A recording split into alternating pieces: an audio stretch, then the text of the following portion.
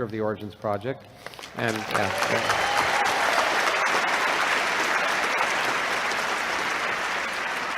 And we are always very excited to see the response of the people here at the university and in the community to the programs we put on. And tonight's program is particularly fun, I hope. And about 4 years ago, almost 5 years ago, Stanford University asked Richard and I if we'd go there and do a conversation. And it was going to be a moderated conversation. And Richard said, no moderator. And his point was well taken. He said, a moderator always stops things when they get most interesting. So we tried it, and it worked. And we thought we'd try a conversation here tonight along those lines. So there will be no moderator. And the format will be as follows. We're going to have a conversation, a wide-ranging one, and we're not sure where it's going to go. And then after that, we'll take an intermission for people to calm down. And then we'll take questions from the audience. And again, that time period isn't yet fixed. It depends how interesting your questions are. And so that's the way it's going to go. And I now, of course, have the honor and privilege of introducing someone who needs no introduction. Richard Dawkins was the Charles Simonyi Chair in the Public Understanding of Science at Oxford. But he's also known throughout the world as one of the greatest writers about science living today, or perhaps who's ever lived. He has a following which is remarkable, and I can attest to that. 2 days ago, we were walking around campus together, and I saw people fainting. People came up and shook our hands and were nervous, and Richard produces that. I was going to say it was like walking around campus with Moses. But the difference is that I'm absolutely certain that Richard Dawkins exists. So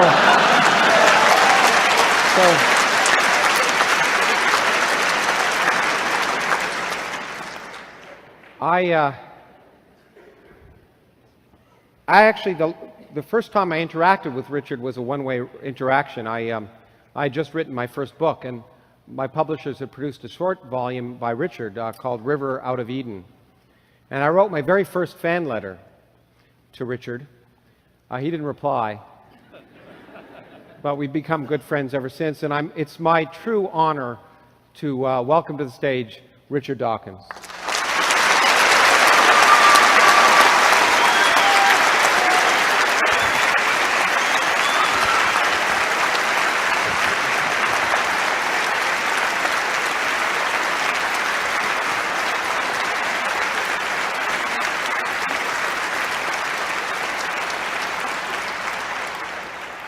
Thanks for coming, Richard, and I know everyone's here to see you, so that's okay. I've made some notes just in case, but we'll see where this goes. Now, the title for this evening is Something from Nothing, which sounds quite self-indulgent, since it's also the subtitle of my new book. But it's not completely for that reason. In fact, Something for Nothing goes, I think, and we think, beyond that. And I wanted to start, Richard, by asking you, sort of, in the context of evolution, what something from nothing means to you.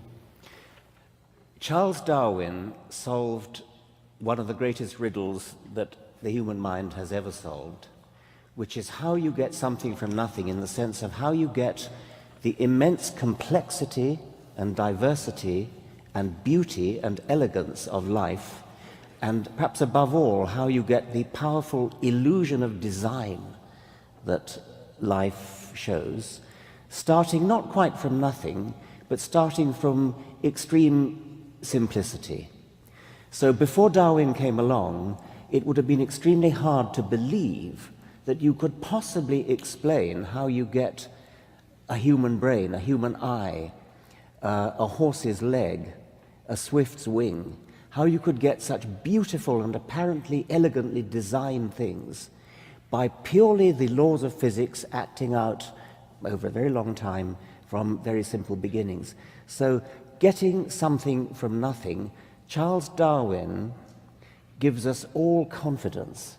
Charles Darwin showed that what must have seemed the most difficult problem of getting something from nothing was soluble. He solved it, and his successors have been simply fleshing out his explanation ever since. But after Darwin, it's no longer possible for anybody, any reasonable person, to say, oh, I simply can't believe you could get something so complicated as that. So by the reasonable laws of person, you're physics. not talking about the Republican candidates then, I guess. Yeah. Okay.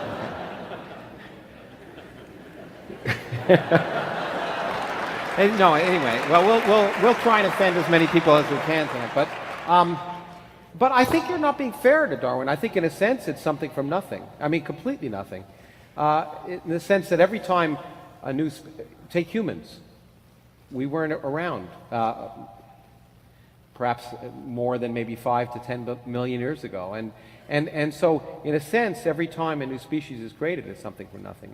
Well, it's not from nothing because it's from an antecedent species, and even the evolutionary process, the process that Darwin discovered, didn't start from nothing. It had to start from, well, a reasonably complicated chemical beginning, which was the first self-replicating molecule. You can't, I mean, natural selection can't get going until you have genetics, and so you've got to have genetics. And that's not a trivial problem, and it's a problem that actually hasn't yet been solved. Well, in fact, actually, that's kind of interesting, because it's true that many people think that evolution has to do with the origin of life, but it's really the origin of the diversity of life. Yes. And in fact, the famous final paragraph of his book, it basically tries to state that. Yes. No, you have to start from agenetics, and that's one of the big gaps in our knowledge at the moment. Nobody knows how that started. The laws of chemistry somehow had to give rise to a self-replicating molecule. Once you've got that, at least a sufficiently accurately self-replicating molecule, then evolution takes off. And then the whole of the panoply of life, the whole diversity of life, and things like you and me eventually come into existence. But you have got to start with a genetics, and that pushes it into the domain of chemistry. And then before that, before chemistry, we push back into the domain of physics, where you guys take over. But let's keep pushing on that point, because at some point, I thought of this in the context of the universe, and we may talk about it in a while, but there was no life on Earth when it was created, and there was no life potentially for maybe a few 100 million years. But then there was life. And so there's the moment when you go from chemistry to biology. It seems to me at some point that for many people, in fact, when they talk about something from nothing again, especially those who feel that the something requires a creator, that the origin of life itself, that is the creation of something from nothing. Yeah. The Earth is about 4.5 billion years old, and we don't know when life began, but probably after about 500 million years, but probably around about 4 billion years. For the next couple of billion years, there were nothing but bacteria. And then, so life that you couldn't see without a microscope. And then life started getting sort of big and interesting, really only about 500 million years ago, at the time of the Cambrian explosion. Biology, as I said, hands over to chemistry as we push back. Round about 4 billion back at that years. moment, which and it's clear we don't yet understand how that transition occurs. But it seems to me, if you wanted to think into that moment is a perfect example of how the laws of nature can create something from nothing, namely life from non-life, which is a dramatic change. It's a dramatic change, and it was the creation of genetics. That was the key point. The creation by the laws of chemistry of the first gene. And it probably wasn't DNA, by the way. It would have been something simpler than DNA. DNA has been called a high-tech replicator, a high-tech genetic molecule. So probably DNA had a forerunner, a sort of John the Baptist molecule.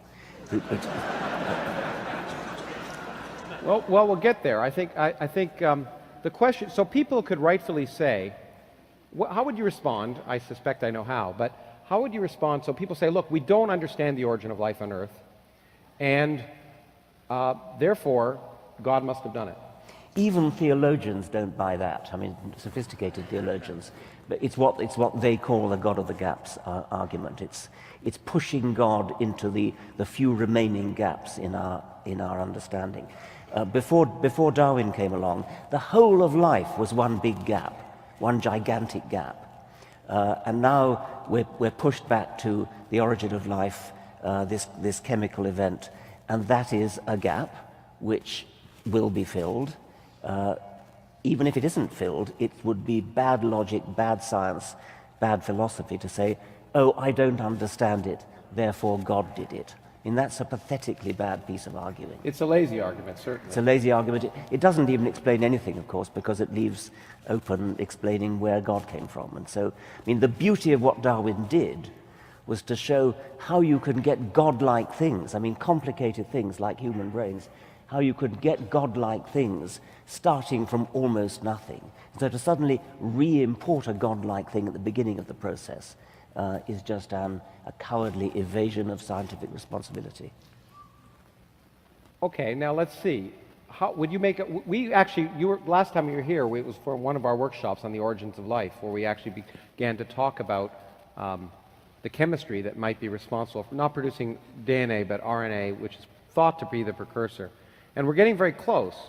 Do you think in your lifetime we'll understand we'll get the transition from organic chemistry to biology? I do think so. However, I would make what I think is quite an interesting point. I've made it before. It is possible that this event we're talking about, this chemical event, was an exceedingly improbable event. It's possible that since we think there are about 10 to the 22, you tell me, stars in the universe, some very, very high number of about that. Yeah. And many of them probably have planets. If you want to believe, as some people do, that life on this planet is unique, if you want to believe that we're alone in the universe, then what many people don't realize if they believe that is that automatically commits you to the view that the origin of life was a quite staggeringly improbable event. That has to be true because the number of opportunities around the universe for life to have originated is so large. And what that would mean is that chemists who are trying to solve the riddle of the origin of life on this planet are totally and utterly wasting their time, because we don't want a plausible theory.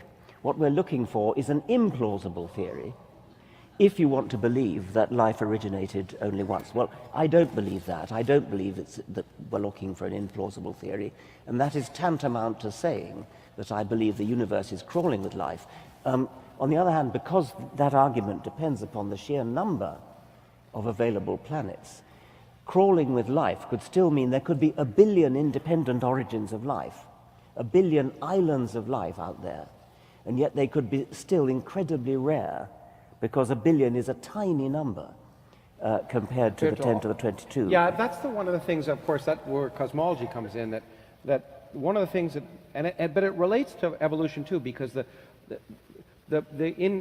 thing that makes evolution so difficult for many people to appreciate, from my experience and I'm sure from yours, is that life has been around for a long time, and a human time scale is very short, and it's very difficult to imagine such long time scale. So even if rare events happen in the evolution of life, with 4.5 billion years, there's lots of time for many rare events to happen. Similarly, in the universe, the thing that people don't realize is that rare events happen all the time, because the universe is big and old. And the example I've used probably on this stage before, to me it's one of an amazing example of that is the reason we're here before life, the fact that as I've often written, that we're all stardust, that every atom in our body came from an exploding star, and the atoms in your left hand may have come from a different atom, from a different star than the atoms in your right hand, because during the Big Bang, the only elements that were made during the first moments of the Big Bang were hydrogen, helium, and a little bit of lithium. And lithium may be important for some people in this audience, but the really important stuff, the carbon, nitrogen, oxygen, was made in stars. And the only way it can get into your bodies is if the stars were kind enough to die, so you would be born. And But stars die only about once per 100 years per galaxy.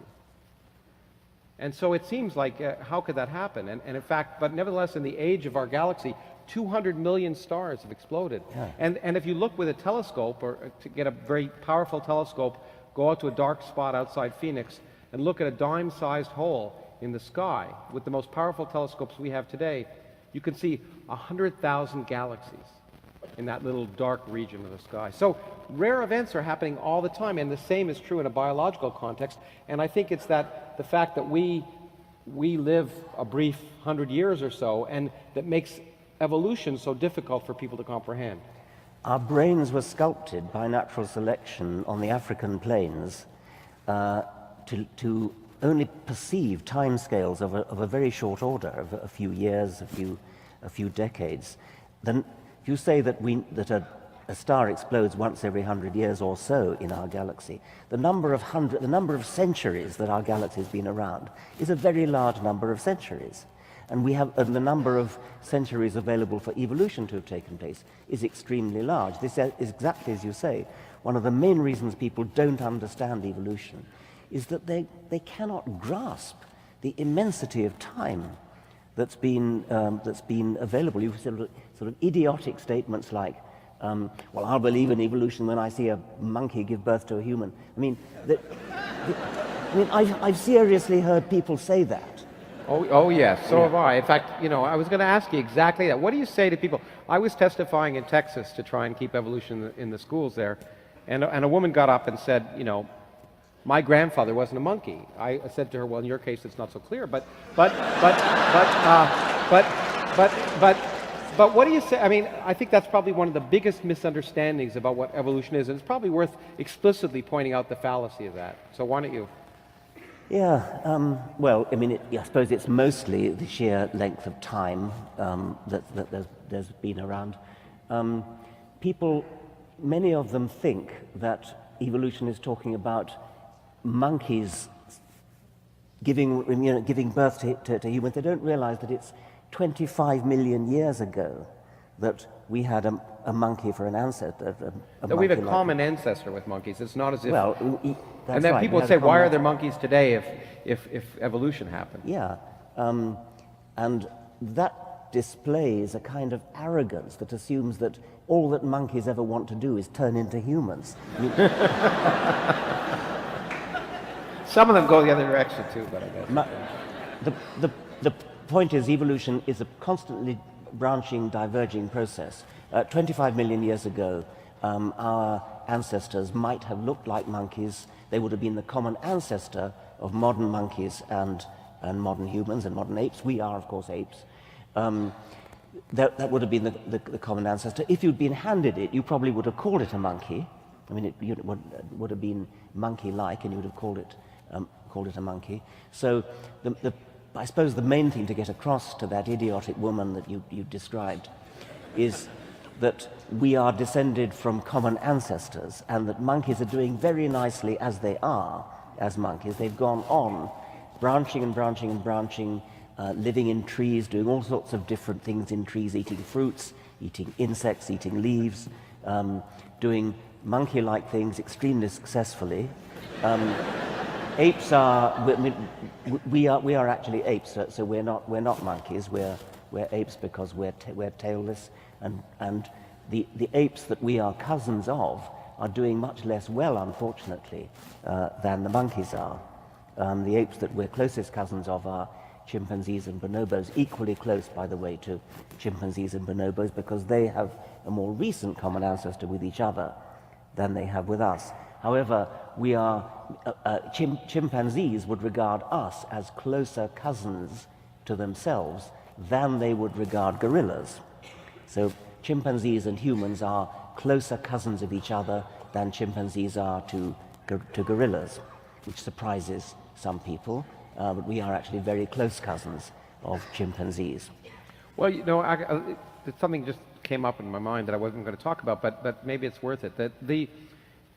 When you talk about the fact that the great apes are doing poorly, in fact, we are living, due to humans, in probably one of the greatest periods of extinction of life on the planet.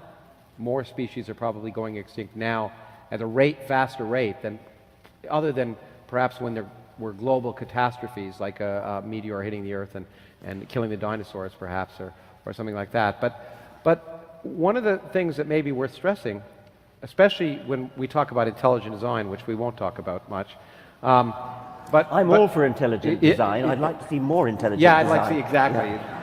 But in nature, one of the arguments that's worth pointing out when people argue that we're designed and the whole Earth was created so we would be here, and we'll get to that in a moment, is the fact to realize that probably 99.999% of all species that have ever existed are extinct, Yeah. which doesn't suggest good design. No. Well, nothing suggests design.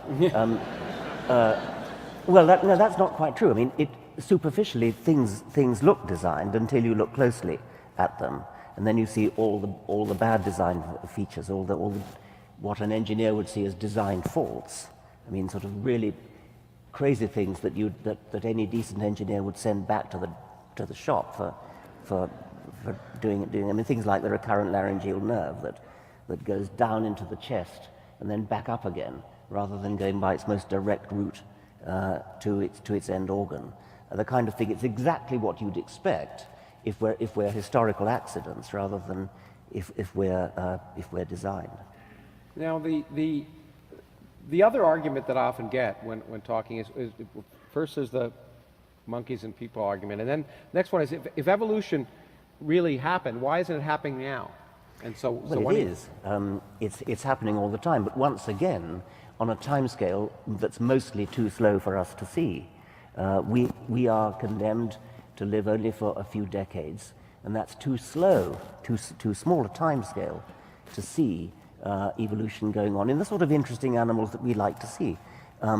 We can see it in bacteria only too vividly, because of course that's why antibiotic resistance is such an immensely important medical problem. If doctors at the time of the invention of penicillin had their Darwinian wits about them, they would have been able to predict that resistance to antibiotics would have evolved very fast, which indeed it has. And by the way, I hope there are some doctors here, it's very, very important for doctors to understand Darwinism, and I recommend Nessie and Williams's book on Darwinian medicine. It's got the ridiculous title, Why We Get Sick. Why would any doctor buy a book called Why We Get Sick? But the real title of that book is The Science of Darwinian Medicine, and I wrote a blurb for it which said, buy 2 copies and give 1 to your doctor. So if there are any doctors here, please read that book. It's very important. You know, it's interesting, because I don't know if you've had this happen, but I've had people write me saying, I'm a medical doctor, and I don't believe in evolution. That's a disgrace. Yeah.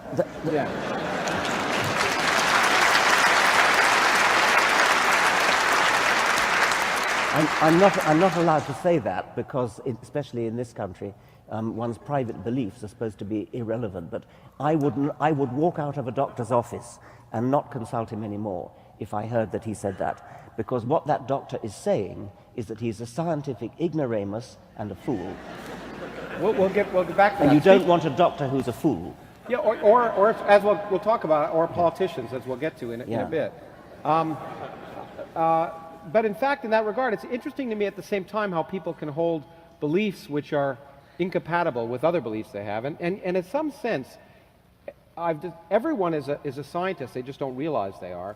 And yet, when it's a time of crisis, that's when it's the case. The example I give is when George Bush was president, he said intelligent design should be taught alongside evolution so kids will know what the debate's all about. And it wasn't a stupid statement a priori. It was ignorant, because it was just didn't realize there's no debate. There's no debate.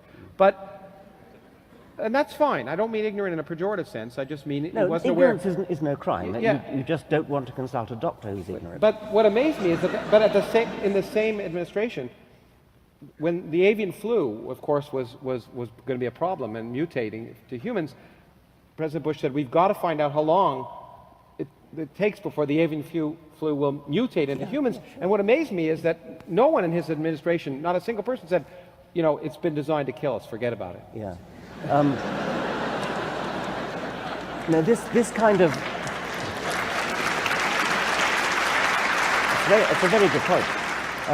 This kind of split brain business, which you've just been referring to, the most glaring example I know is actually more in your field than mine. I was told by the professor of astronomy at Oxford of a colleague of his who's an astronomer, an astrophysicist, who writes learned papers, mathematical papers, published in astronomical journals, mathematical papers, assuming that the universe is 13.7 billion years old. But he privately believes the universe is only 6,000 years old. And now, how can a man like that hold down a job in a university as an astrophysicist? And yet we are told, well, it's his private beliefs. You mustn't interfere with this man's private beliefs as long as he writes competent papers in astronomical journals. That's fine. As long as he doesn't, well, I mean, the key thing is, does he teach his private beliefs? Okay, let's hypothetically suppose that he teaches absolutely correctly that the universe is 13.7 billion years old. How could you want to take a class from a man who teaches one thing and believes something so many orders of magnitude different? It demonstrates, you're right. I mean, from my point of view, it would be an interesting question from a university tenure point of view, because it demonstrates clearly intellectual deficiency. And in fact, a scholarly deficiency, because if you can't tell, there's an inconsistency. And in fact, it's not just him. And I have people, in fact, you may not be aware, but you can go on YouTube and see one of our state senators talk about the fact that when radioactive waste disposal, and she says you have to keep it for a long time because the Earth is 6,000 years old. And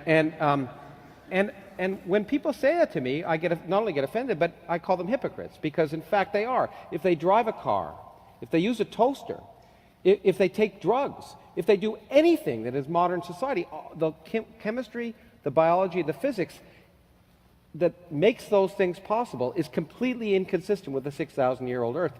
So you cannot believe that and use a car or get in an airplane without calling yourself a hypocrite. And in fact, this person clearly, in my mind, you're absolutely right, is not competent to teach in a university. Yeah. I'd have to say, we'll get to astronomy in a bit, but before we get to we've talked about the sort of obvious problems that people have with evolution and some of the misconceptions, but let's jump ahead and talk about some forefront science, so we can do that this evening. What do you think is the most exciting sort of set of developments that are taking place in evolutionary biology, or I mean, we heard some of them at the meeting that we had, that you and I were at, and I know what excited me the most, but I wanted to see I mean, at that meeting which we had here, we were talking about the origin of life, and the questions like how much of what we know about life on this planet had to be true because there's only one way for life to be, and how much of it just happens to be true, and therefore, by implication, if you discover life elsewhere in the universe, it'll be different. So, for example, I would put my shirt on saying that there has to be a genetics of some sort. I put my shirt on the genetics having to be extremely high fidelity, which DNA is. But I wouldn't put my shirt on it being DNA. It's got to be something that's just as good as DNA. I think I might put my shirt on protein being the actual executive part of the equation. And I think I would put my shirt on protein not being the genetic molecule itself. Protein is very ill-suited to being a coding molecule, to transmitting information. So the separation between a genetic molecule and an executive molecule is probably something that all life has to have. And probably it's got to be protein. I mean, protein has this remarkable property of coiling up into an exact three-dimensional shape determined by its one-dimensional sequence of building blocks, of amino acids. But still, these are questions which biologists need to talk about. Could you imagine an alternative biochemistry which is different from ours? In fact, there were some at our meeting. People were trying to build genetic sequences with 6 sets of base pairs instead of 4. That's right. I mean, you could certainly imagine a different kind of genetic code. And before the genetic code was established as a triplet code, no less than the great Francis Crick played around with alternative genetic codes. And indeed, he found one that looked much more intelligently designed than the one we actually have. But maybe it doesn't have to be a triplet code. Maybe you could have more than 4 bases, 4 letters of the alphabet. And these are all interesting questions which are at the moment unsolved. One of the things that hit me, and I'll go out on a limb, although not that much of a limb perhaps, during our meeting, as you pointed out, biology comes from chemistry. And we were discussing processes that are getting closer and closer to the origin of life. We had a geologist here from ASU talking about some remarkable fact that in extreme environments, as could have existed in the early Earth, right now it takes energy to build up complex biomolecules. And so it seems, how could you imagine building up something like RNA or its precursor?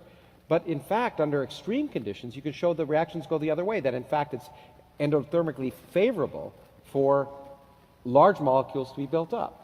But when I started to see what people who were trying to develop alternative sequences were doing, it seemed to me more and more, I would be very surprised personally if in fact life could be any different than it is. I mean, you can imagine differences, but as you point out, life is historical. It had to come from chemistry, and therefore it had to come from energetics and entropy, and it was driven in a certain direction. And at this meeting, as listening to the chemists, I began to think that maybe the possibilities are restricted, and in fact, the reason life has the form it has is that while if you designed it, you could create anything. If you allow it to happen naturally by chemical processes, it will always be driven in the same direction. It will always be driven to the same 4 base pairs.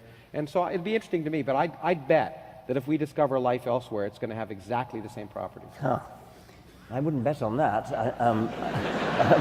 I mean, I would bet that it's going to have a genetics. The genetics will be digital. It won't. I don't know whether it has to be one-dimensional, like DNA and RNA are. I could imagine a 2-dimensional matrix as being a decodable information store. I don't think it could be 3-dimensional because you can't read out from a 3-dimensional object so easily. Though we're doing that in physics, but yeah, eventually you could. Eventually you could, maybe. I don't know whether it would be multicellular, and one of the remarkable things about life as we know it is that we are made of trillions of cells, and every one of them has a complete set of all the genes in it. That's not obvious to me that life's got to have that. When you get to larger properties like eyes and ears and wings and things, that would depend on the physical conditions. Well, but it'll be interesting to see if we discover life elsewhere exactly that case. And I suspect, I would be surprised if we didn't find life elsewhere in the solar system, but the problem is it's probably our cousins, because we've learned you think it's contaminated? The planets have contaminated each other. By meteorites, because we know that there have been meteorites from Mars landing here. And we know that life can exist in extreme environments now, and certainly survive the 6-month trip. At least microbes could survive embedded in rock. So it would be the big surprise, as a friend of mine at Harvard who studies these things and is involved in Mars missions looking for life. The biggest surprise would not be to find life on Mars or extant life on Mars, but rather to find out that it wasn't our cousins. And so it'll be interesting to see what happens in that regard. Well, Paul Davies, of course, would like to find a completely alien form of life right here. Because if we could find 2 geneses, then it would indicate that life is not so rare. That would be just wonderful. It's sort of the principle of looking for your keys under the lamppost, because that's where the light is rather than... Well, exactly. Now, but this leads to a question which may allow us to segue to another area, which is, when we'll find out, I hope, whether life is unique, Einstein asked a question in the case of physics, which I suppose you could ask in the case of biology. He phrased it poorly, because did God have a choice? He said, did God have a choice in the creation of the universe? And by that he didn't mean God. He meant, is there just one set of laws of physics, and if you twiddle one knob, will the whole thing fall apart? But I think it's an interesting question also in the case of biology, and we'll find out. Did God have a choice in the creation of life in that sense? Is there one? We've talked about that, and you've come down heavily on one extreme, which is that there is no choice, and I came down on a slightly less extreme. But going to the physics question and the idea that the physical constants, whatever it is, half a dozen or so numbers, which physicists can't explain at the moment, but just simply accept as physical constants, if you twiddle those knobs, and you get a different, would you get a different kind of universe? Would you get no universe at all? Is there only one way for a universe to be? I mean, what's your view? Well, I think that is, in fact, I think the central question of physics. And sometimes the thing that drives me, and I suspect many of my colleagues who do particle physics or cosmology, the question is, I grew up, I became a scientist because I wanted to understand why the universe is the way it is, not why it should often be different. And therefore, the suspicion and the way science has worked for 400 years is that, since Newton at least, and Galileo probably before that, is that in fact, if in order to understand what we see, there are unique sets of physical laws, and we would hope that we might ultimately understand the set of physical laws that explained everything, and that there would be a theory of everything. That was a hope, and it's still a hope in some sense. But in fact, it is looking more and more to many people, to many physicists, like that hope may be misplaced, that in fact the laws of physics may be an environmental accident, and physics would become, God forbid, an environmental science. Because, and the reason is this one discovery, which is really the reason I wrote the new book in some sense, the most inexplicable discovery in the last century, the fact that empty space has energy. That if you take a region of space, get rid of all the particles and all the radiation, everything, that space weighs something. There's nothing there, but it has energy. And it's changed everything about the future of the universe and the present, and maybe we'll talk about it. But it is something that is so inexplicable that physicists have latched on a possible solution, which is very unpalatable to many of us, but may be true. Why does empty space have the energy it does? We don't have any idea. In fact, it flies in the face of all fundamental calculations we can perform. If we perform fundamental calculations, we predict a number that's 120 orders of magnitude wrong. It's the worst prediction in all of physics, so we never used to talk about it. But in fact, there may be another explanation, and that is if the energy of empty space were much bigger, see, if you put energy in empty space, it's gravitationally repulsive. It blows, it doesn't suck. Okay? And that means that it's causing the current expansion of the universe to speed up, which is unprecedented, was almost unbelievable. But that means, well, and we'll talk about what it means for the future, but if the energy were much greater, then the universe would have started speeding up much earlier. And in fact, it would have started speeding up before galaxies formed. And that gravitational repulsion would have caused matter to move apart before it could collapse into galaxies. And that means there'd be no galaxies. But if there are no galaxies, there'd be no stars. And if there are no stars, there'd be no planets. If there are no planets, there'd be no astronomers. And so the universe is the way it is because astronomers are here to measure it, is the argument. And it sounds funny, but it's actually maybe true. It's something called the anthropic principle. But if it's true, it means this fundamental constant in nature is an accident. And there may be many universes in which that number is different. But in those universes, there aren't people around or beings around, perhaps, to ask the question. So it addresses in one of the fundamental aspects of the question of why is there something rather than nothing is, if there were nothing, we wouldn't be here to ask the question. I've always been very attracted by the anthropic principle. I think it's elegant and neat. I know physicists hate it, but I think you probably, in order to make it explanatory, give it explanatory power, you do need to postulate lots of universes, don't you? You need to postulate universes, but you need to postulate more than just that. First of all, the anthropic principle, one of the things, it's often been proposed in physics, always when there's something inexplicable. And historically, at least, throughout the last century, there have been a number of times in the evolution of stars it looked like the parameters of physics had to be fine-tuned so you could make carbon and get beyond helium. And it looked like, well, that has to be fine-tuned, and maybe it's anthropic. Maybe it's just a number that if it were any different, we wouldn't be here. But every time that's happened, we've actually come up with a fundamental theory that explained it. Now, that doesn't mean it's going to happen this time. But the anthropic principle, in order to be predictive, you have to assume many universes. But you have to assume that you know the probability distribution for the parameters. Otherwise, you can't predict the likelihood that we'll be here. And you have to know which parameters are fixed by fundamental laws and which ones can vary, and we don't know that. And the other thing that it really assumes, which is really not at all clear, and it comes back to biology, is that we are typical. Because if we're not typical, it could be, we don't know the varieties of life that can exist. And it could be if the laws of nature were very different. You wouldn't form stars, you wouldn't form planets, but we don't know that you wouldn't form life. So you have to assume for the anthropic principle to be operational that we are typical of life forms in the universe. And that is an incredible assumption that I think is not at this point warranted. So that's my big problem with the anthropic principle, is that we don't know in any sense that we're typical. And in fact, I've argued to some of my colleagues that if you use that typicality argument, we'd be having this discussion underwater. Because most of the Earth is covered in water. And if you ask where should life, intelligent life naturally arise, it should be in water, because that's more probable. Yeah. And so we're certainly not, at least the kind of life that can carry on this conversation doesn't exist in water. Whether there's intelligence in dolphins or others is something to be discovered. And so there are a lot of hidden assumptions, and the problem is it's hard to test them unless you have many different examples of life, or in some cases, unless you have many universes. And when it comes to cosmology, unlike potentially, well, with biology, we're suffering from the fact that we only know of life on Earth. And therefore, we make lots of speculations about the kind of life that might exist. In physics, in cosmology, we have a much bigger problem. We live in one universe. Well, most of us do. Again, except the Republican candidate.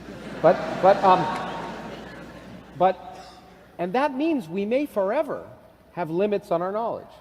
And one of the things I try to talk about in my book, and one of the things that fascinates me, is we have made such progress that we may be pushing up against those limits right now. There may be fundamental scientific questions that we want to know the answer to that we never can get an empirical answer to, because we're stuck either living 13.7 billion years after the Big Bang, and maybe if we lived earlier or later, we would have access to information we don't have, because we could talk about the fact that in the future there'll be much less information. Or the fact that we just live in one universe and we can't access the locus of all possible universes. And one of the things that fascinated me about your book is this idea that we live, as you put it, in a very propitious time. Because if we lived, I don't know, a trillion years later, the universe would have deleted all traces of its origins, of its progenitors that we can detect, because we happen to be living at this time when light can still reach us from other galaxies. Whereas if we lived in a trillion years' time, the galaxies would have receded beyond the horizon where we could detect them. And we would have absolutely no evidence of any kind that there was more than one galaxy, for example. In fact, I find it very poetic. In fact, what you'd find in a trillion years in the future is that we'd go back to the picture we had merely 100 years ago. And that's one of the other reasons to write a book like this at this time, is that it is amazing. We're like the early map makers. It is amazing in a single human lifetime how much things have changed. It's hard to appreciate it. 85 years ago, 85 years ago, a single human lifetime easily, we knew of one galaxy in the universe. That was it. The conventional scientific wisdom was that our Milky Way was the entire universe. We now know there are 400 billion galaxies in the observable universe. 85 years ago, the universe was static and eternal as far as scientists were concerned. So their picture of the universe was that we lived in a single galaxy surrounded by an eternity of empty space, that had always been that way and always would be that way. And everything changed. Of course, we discovered the universe had a beginning, which had profound significance for science and for theology, as we may talk about. And if you go in the far future, what is kind of remarkable to me is that beings who live on what will be the Milky Way galaxy, because we're going to collide with our neighbors and we'll form some big, not a nice spiral galaxy, but probably something called an elliptical galaxy. But there'll be stars around in 2 trillion years, stars like our sun, that therefore have solar power, and there'll be organic molecules, and there'll be planets around them, and therefore you could imagine life forming around those stars. But astronomers who will discover the laws of physics, they'll discover general relativity, they'll discover electromagnetism, they'll discover quantum mechanics, and they'll do the best experiments they can do. They'll build telescopes, and they'll come up with a picture which is completely wrong. They'll come up with a picture which is identical to the picture we had. Just one galaxy, and that's it. Yeah. So we are lucky, and in fact, I like to say we live at we're fortunate to live at a very special time. The only time when we can know we're living at a very special time.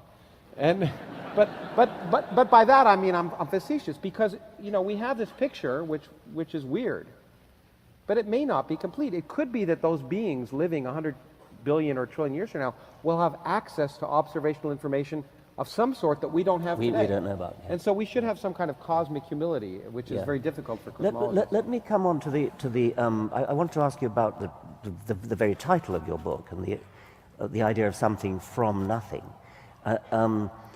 You are telling us that matter arose spontaneously out of nothing, which I find an immensely exciting idea, but many people will find it mind-boggling.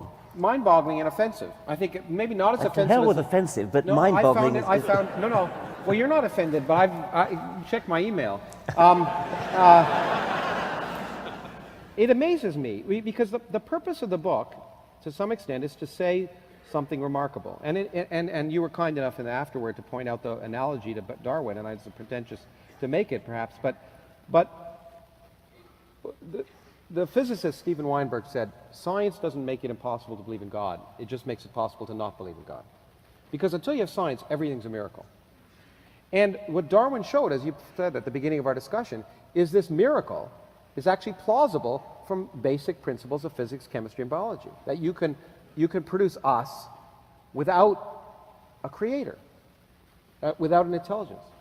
And what we've learned is remarkably this question, which is, in the sense of cosmology, in my mind, the last bastion of those people who feel there must be a creator, is the fact that it is plausible, based on everything we now know, that a universe could come from nothing. Now, that doesn't mean it did come from nothing any more than Darwin's argument implied that life absolutely originated by chemistry. We don't know that yet. Similarly, we can't prove that the universe arose from nothing, but the discoveries in physics and cosmology have led us to realize that it's increasingly plausible, and I find that remarkable and worth celebrating. And one of the examples of that, and there's a number, but maybe some of them are too much for us to talk about tonight, is this remarkable fact that nothing is unstable, that empty space is unstable. The laws of quantum mechanics, combined with gravity, will tell you that if you have empty space there, and you wait long enough, particles will be created. And if you wait long enough, empty space will always produce a universe full of matter. And it's not a scam. There's no violation of energy conservation. It's from the fact that gravity can have negative energy as well as positive energy. And so nothing is unstable. And in fact, that's the first answer to why there's something rather than nothing, is that nothing's unstable. The big surprise would be if there was nothing. Not that there's something. Now, the problem, of course, of saying that is people say, that's not nothing. That's not, and and it's an interesting problem, because when I've discussed this with theologians and philosophers, some of them, and you ask, what's nothing? And my argument is that these are scientific questions, not philosophical or theological ones. And I think the nothing that Aristotle would have had, or St. Thomas Aquinas, or any of the people who first asked why is there something rather than nothing, that nothing would have been an eternal empty void, namely empty space. But once I argue that empty space can create something, then immediately I'm told that's not nothing. Yeah. And then I show that space itself can be created from nothing, and then I'm told that's not nothing. And then I say, well, because there are still laws of physics. And then I argue that, in fact, the laws of physics, for the reasons we've discussed, the anthropic principle, there may be many universes, and it's quite likely that even the laws of physics themselves arose by accident when the universe was created. So even the laws aren't there. And I'm told that's not nothing. And the definition of theologians, I think, for nothing is that from which only God can create something. And I find that as sort of content-free. Although I guess I think I say in the book that maybe I'm not fit to talk about nothing because theologians and philosophers are experts in nothing. But anyway, I'd been accustomed to the idea that pushing back from biology into physics, you get back to a zone where we don't understand, and you get back to a zone where there's not nothing, but sort of a primeval simplicity. What I learned from your book, which I find stunningly exciting, is that it is literally nothing. I mean, that's what really, and as you say, even the laws of physics and space, you can explain. Space, you can create a universe where there's no space before. Yeah. So I do find that it's sort of mind-numbing in a way, because it's pushing the Darwinian dream to an extreme, which biologists couldn't have dreamed of. I think in a sense it is, and it's fascinating to me that we're beginning to get there, and I think that's worth sharing. We don't have the conclusions, and we don't have a dogmatic conclusion, and we'll get back to the fact that it amazes me, and I think you find the same thing, because I know what I've read about you, by people who disagree with you, is if you say this is possible, then you're suddenly told that you're shrill and dogmatic. But we'll get there. But before we do, I mean, one of the things that we just talked about is how amazing the universe really is. And I want to turn back to you. We talked about my book, but you just wrote a book called The Magic of Reality, which is ostensibly supposed to be for children. I wanted, if you could talk about why you wrote it and why you think it's important. Well, any scientific book that's important is worth writing for children because they're the future, and as is often said, the sort of natural born scientists in any case. So I'd always wanted to write a children's book, but actually I like to think that it's readable, it's understandable by adults as well. In fact, I would argue, yeah, I often say if the children understand, there's a possibility the adults don't understand it. But in fact, I wrote a blurb for the back of the book, and I really think actually, while it is in principle called a children's book, it actually addresses the very questions that not just children but adults ask. The kind, maybe you can indicate a few of the questions. I haven't attempted to answer these very profound questions we've been talking about, which belong in the field of modern physics, 20th century, 21st century physics. I haven't tackled that at all.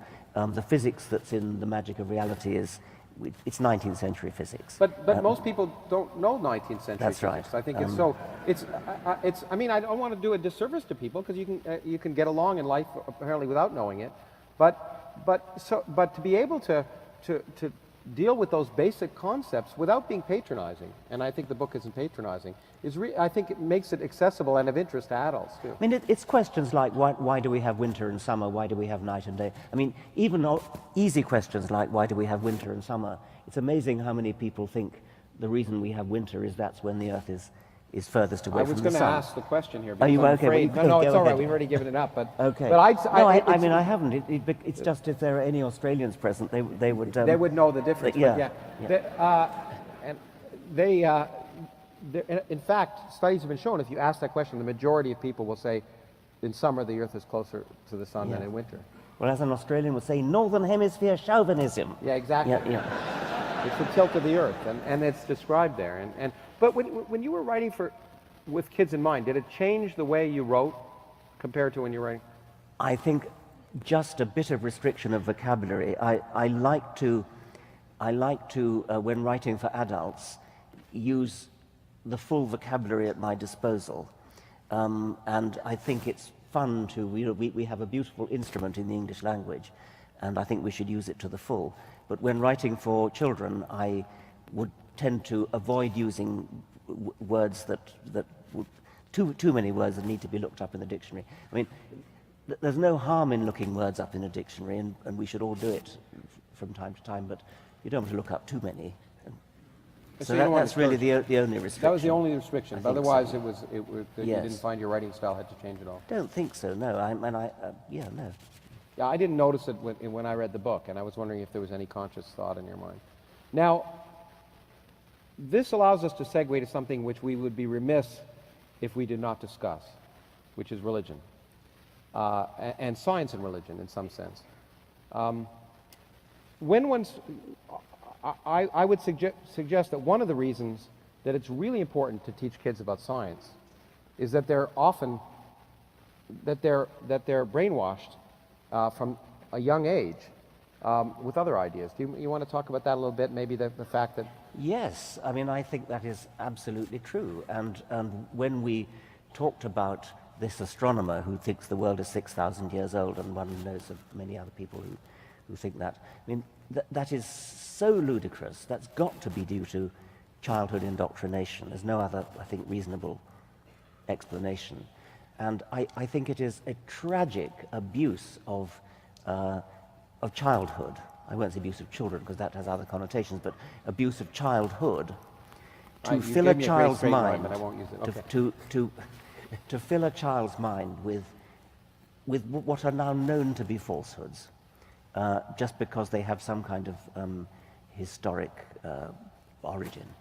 Before we get to that, I want to touch on whether science is incompatible with religion in your view, and why, and I'll talk about my opinion in that regard too. But one of the things that you've set out, well, we both enjoy teaching science, and we want to, and one of my goals and your goals is to help people understand science. But I think it's fair to say that one of your purposes in doing that is to destroy religion, is it not? Well, I love truth. I love scientific truth. And in my own field of biology, ever since Darwin, we've got a very, very long way towards understanding it. And I'm now learning that in your field, we're coming stunningly close to understanding everything.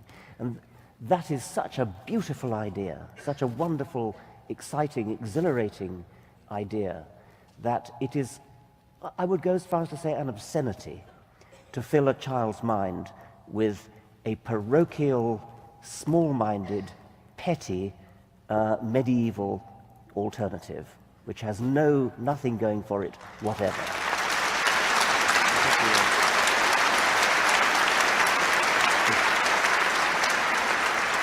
It sounds like we're preaching to the converted, but I bet in the question period we'll find we're not. What was that quote from Stephen Weinberg that you That just... science doesn't make it impossible to believe in God, it just makes it possible to not believe. Yeah, I think that's too weak.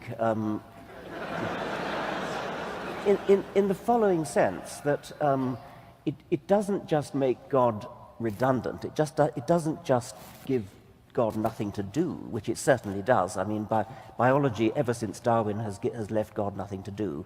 And it now sounds as though physics is doing the same thing.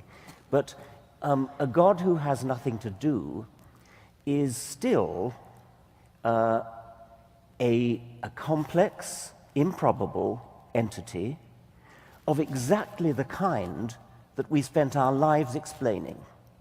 So the whole Darwinian enterprise and the whole enterprise that you're engaged in physics is to explain how we can get to things like gods and explain them. And so if you suddenly then import a god at the beginning of the universe, that's a betrayal of the entire scientific enterprise. It's not just that God's not necessary.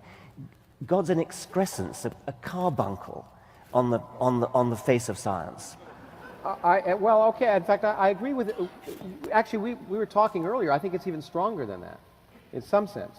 God is not, in order for God to do everything God is purported to do, God has to be much more complex than we are.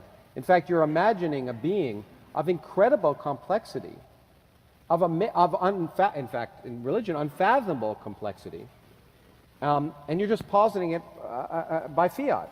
But you're saying that the complexity of the regular complexity that you or I can't be made by natural processes, and you're postulating that the pre-existence of something that's far more complex than we are.